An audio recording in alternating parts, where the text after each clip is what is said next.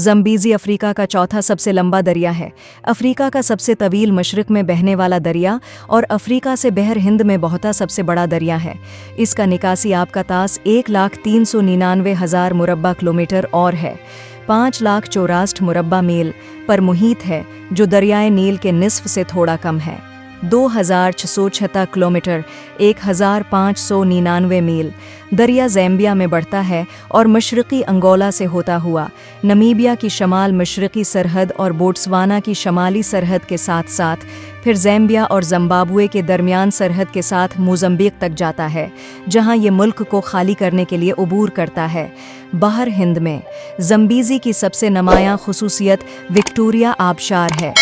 इसके दीगर आबशारों में ज़ैम्बिया और अंगोला के दरमियान सरहद पर चावमा आबशार और मगरबी ज़ैम्बिया में सियूमा के करीब ngoni फॉल्स शामिल हैं।